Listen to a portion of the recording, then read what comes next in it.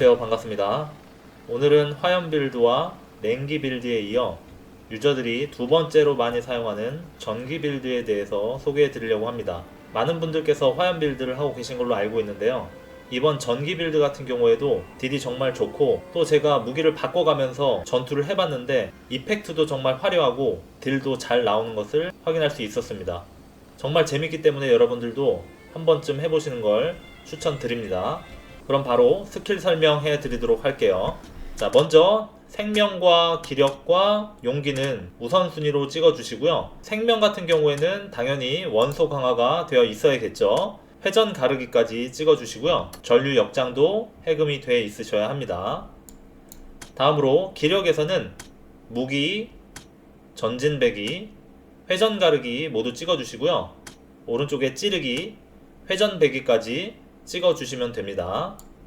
자, 다음으로 용기 부분에서는 감각, 환영격, 피격 탈출까지 찍어 주시면 좋을 것 같아요. 이외 나머지 부분들은 여러분들의 취향에 맞춰서 찍어 주시면 될 것 같아요.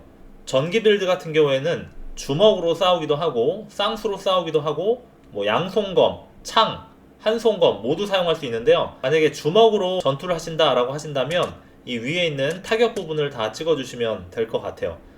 자, 다음으로는 필수 어비스 기어와 제가 사용하고 있는 어비스 기어를 소개해 드리도록 하겠습니다. 제일 필수 어비스 기어는 두 개인데요. 바로 천둥의 보주와 천둥의 송곳니입니다. 화염 빌드나 냉기 빌드에서 얻었던 필수 기어보다 얻기가 좀 까다로운데요.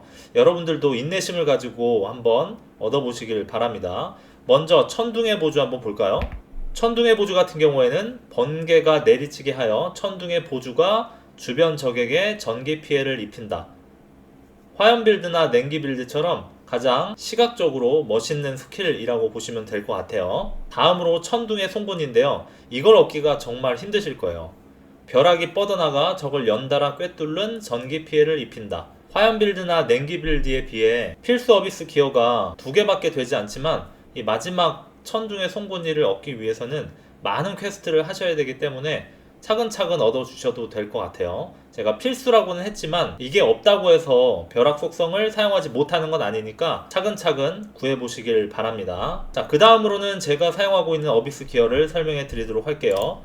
이제 여러분들 익숙하시죠? 나선의 응축입니다. 전기 빌드 같은 경우에는 회전 가르기를 많이 사용하기 때문에 착용하시길 바랍니다. 다음으로는 기력 자연 회복량 증가, 원기 회복 3단계를 사용하고 있고요. 장갑에는 강적 추가 피해 12%인 힘의 심판을 사용하고 있습니다. 그리고 연격도 사용하고 있습니다. 신발에는 공격 속도를 박아서 공격 속도 15레벨을 맞춰주고 있어요. 무기는 제가 맨손 전투도 해보고 쌍수도 해보고 했지만 쿠쿠세 전기창이 가장 좋았던 것 같아요. 강화를 하면 공격력이 35가 되거든요. 보스들이 정말 잘 들어가는 것을 확인할 수가 있습니다. 전기 피해를 주는 속성이 있거든요. 보스를 잡는데도 유용하게 사용할 수가 있습니다. 그리고 방어구에 대해서 설명드리면 차가운 어둠의 판금 투구와 차가운 어둠의 판금 갑옷, 이렇게 두 개로 방어력을 좀 높였고요. 그리고 장갑과 신발은 타르브 천 신발과 장갑을 통해서 기본 공격 속도랑 기본 이동 속도를 챙겨줬습니다. 그 다음 장신구 같은 경우에는 변함이 없습니다. 반지 같은 경우에는 마녀의 반지와 어둠의 표식으로 공격 속도 8을 챙겨줬고요. 귀걸이 같은 경우에는 마녀의 귀걸이와 문양이 새겨진 금 귀걸이로 이동 속도 8을 챙겨줬습니다.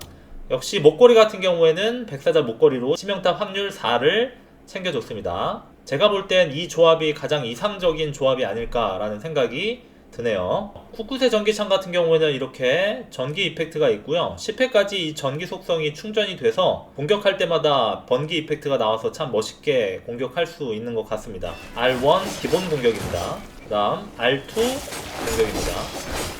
그 다음 회전 가르기. 창 같은 경우에는 기동 찌르기가 정말 스킬이 좋거든요. 저번에 소개해드린 것처럼 기력을 사용하기 때문에 정말 오래 전투를 할 수 있습니다. 회전 가르기를 누른 상태에서 L1을 누르게 되면 이렇게 전기 이펙트가 나가게 되죠. 전기 빌드 같은 경우에는 상대가 감전이 잘 되기 때문에 그냥 R2 공격으로 이어주다가 회전 가르기를 사용하셔도 될 것 같아요. 그리고 회전 가르기 마무리하고 나서 천둥의 보주를 펴주면 되겠죠. 자, 그럼 이제 천둥의 보주를 얻는 방법을 가르쳐 드리도록 할게요. 먼저 지도를 보시죠. 천둥의 보주는 쉽게 구할 수가 있습니다. 페일룬 마을에 있는 뒷골목 상점에서 살 수가 있습니다. 조용히. 아무 말 말고 이쪽으로. 자, 다음은 천둥의 송곳니입니다. 천둥의 송곳니는 얻기 위해서는 정말 많은 퀘스트를 하셔야 돼요. 제가 설명하는 대로 퀘스트를 순서대로 클리어 하시면 됩니다. 자, 먼저 모험일지의 에르난드 퀘스트를 깨주셔야 되는데 셀레스터 가문을 위주로 깨신다고 생각하시면 될 것 같아요. 순서는 셀레스터 가문을 먼저 깨주시고 그 다음에 로버츠 가문을 깨주시고 그 다음에 알폰소 가문, 그 다음에 서키스 가문, 그 다음에 솔루멘 교단 깨주시면 됩니다. 그리고 나서 벨루아 어부 조합이 해금이 되고요. 이걸 다 마무리한 다음에 그레이스 가문으로 가시면 됩니다.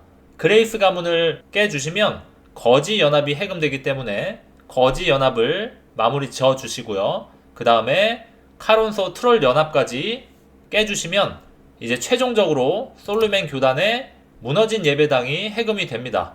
여기 있는 보스를 처리하시면 바로 황금가지 판근 왕관을 얻게 되고요. 여기에 박혀있는 천둥의 송곳니를 해제하셔서 사용해 주시면 됩니다.